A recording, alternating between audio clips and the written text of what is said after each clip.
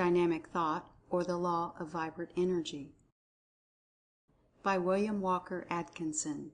Chapter 15. The Finer Forces of the Mind. It was the writer's original intention to close the book with a chapter in which he brought to a close his argument and presentation of the case of dynamic thought. The book was written for the purpose of demonstrating that theory, and it naturally should have closed there. The writer has in simultaneous course of preparation a companion book entitled The Wonders of the Mind, in which, in addition to information and instruction regarding the latent powers and hidden regions of the mind, including an investigation of the infraconscious and ultraconscious regions, automatic thinking, occult systems of mentation, mental development and unfoldment, etc., he purposes taking up the subject of dynamic thought from the mental plane of man, and he thought it better to keep the two branches of the subject separate and apart. But notwithstanding the above facts, he feels that he cannot close the present book. The consideration of the present phase of the subject, without at least a passing reference to the fact that dynamic thought is fully operative on the plane of human mentation, as on the plane of atomic mentation. In fact, man has the same power, potentially, that is possessed by the atom, only refined to a degree corresponding to the development of man as compared to that of the atom. The power is raised to a higher plane of mentation, but is fully operative. Just as the body of man contains physical life corresponding with the different phases of lower physical life, mineral, vegetable, and animal, for instance, the mineral-like bones and the mineral salts in the system, the plant-like life and work of the cells, and the animal-like flesh and physical life, in addition to the wonderful brain structure and fine brain development peculiar to man. So has man the lower mental qualities of the lower life, in addition to his glorious human consciousness that is reserved to the highest form of life on the globe. In his mental regions, man has the power of the atom of attracting articles of substance to him, that he may combine it with other substances in building up his body. Then he has the plant-like cell mentation, that does the building up work and repairs wounds and damaged parts, etc. Then he has the animal mentation, evidencing in the passions, desires, and emotions of the purely animal nature, and which mentation, by the way, keeps man busy in controlling by means of his higher mental faculties, that are God's gift to man, and are not possessed by the animals. But all this will form part of the sequel, The Wonders of the Mind, and are merely mentioned here in passing. And just as man is enabled to use elementary, the physical qualities that he finds in his body, and to turn same to good account in living his human life, so does man, consciously or unconsciously, make use of these elementary mental powers in his everyday mental life. And if he but realizes what a conscious use of these faculties, guided by the human will do, many may become a different order of being. This is the basis of the occult teachings, and the mysteries of the ancients, as well as the teachings of the modern secret esoteric bodies and societies such as the Rosicrucians and Hermetic Brotherhood, and several other societies whose names are not known. The real societies are referred to, not the brazen imitations that unscrupulous men are holding out to the public as the original orders, membership being offered and urged for the consideration of a few dollars. It is needless to say that membership in the real occult orders is never urged and cannot be bought. But to return to the subject, the individual mind of man is in direct touch, not only with the great cosmic mind, but also with the individual mind of every other man. Just as the particles are bound by lines of attraction, so are the minds of men bound together by lines of mind, or mental filaments. And just as special forms of attraction exist between the particles, so do special forms of attraction exist between men. And just as particles are influenced at the distance by other particles, so are men influenced at the distance by other men. And just as the particle draws toward itself that which it desires, so do men draw toward themselves that which they desire. And just as mental states and excitement are transmitted or communicated from particle to particle, so are mental states or excitement transmitted or communicated from men to men. As above, so below; as below, so above, says the old occult maxim, and it may be found to operate on every plane. The phenomena of thought, transference, telepathy, telesthesia, mental projection, suggestion, hypnotism, mesmerism, etc., etc., may be explained and understood by reason of an acquaintance with the theory of dynamic thought, as explained in this book. An understanding of one gives you the key to the other, for the law operates precisely the same on each particular plane. If the reader will think over this statement and then apply it to his investigations and experiments, he will find that he has the key to many mysteries, the loose end of a mighty ball of thread which he may unwind at his leisure. Let us begin by a consideration of the process of thought production in the human mind. In this way we may arrive at a clearer idea of the mental phenomena known as thought force, mental power, thought waves, thought vibrations, mind transference, mental influence, etc. To understand these things we must begin by understanding the process of thought production. Here is found the secret of the phenomena named, and much more. In the first place, while the brain is the organ of the mind, the instrument that the mind uses in producing thought, still the brain does not do the thinking, nor is the brain matter visible to the eye, the material instrument of thinking. The brain, and other portions of the nervous systems, including the little brains, or ganglia, found in various parts of the body, is composed of a certain substance, a fine form of plasm, which, however, is but the groundwork or foundation for finer forms of substance used in the production of thought.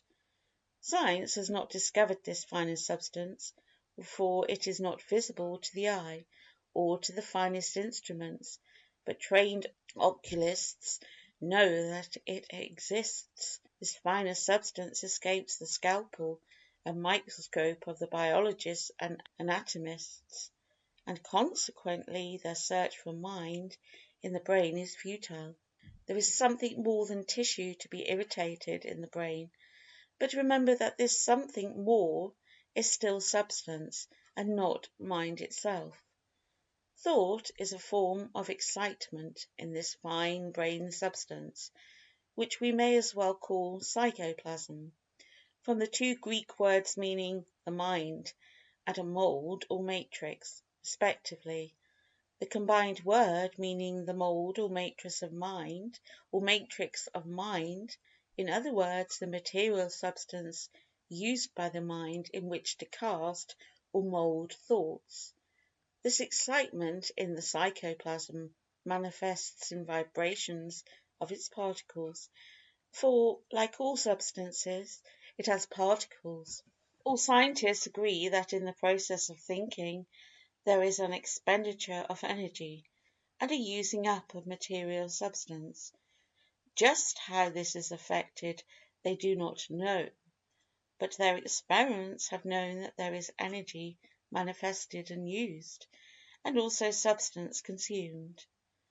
The secret of the production of thought does not lie in the brain or nervous system, which are but the material substratum upon which the mind works, and which it uses as a mould or matrix for the production of thought. Thought is the product of mind directing force upon substance in the shape of psychoplasm, and energy is manifested in the production of thought just as much as in the operation of the law of attraction or chemical action. What force and energy, may be asked? The answer is mental force. But although the answer stares them right in the face, scientists deny that mind contains force or energy within itself, and persist in thinking of force as a mechanical thing, or as necessarily derived from the common forms of energy, such as heat, light, or electricity. They ignore the fact that mind has a minor force, which it uses to perform its work. How do the atoms attract each other and move together? There is an evidence of force and energy here that is not heat, light, or electricity. What is it? When a man wishes to close his hand, he wills that it be closed, and sends a current from this finer force of the mind along the nerve to the muscle, and the latter contracts and the hand is closed. A similar process is used in every muscular action. What is the force used? What is the force used? Science admits the existence of this force and calls it nervous energy or nerve force.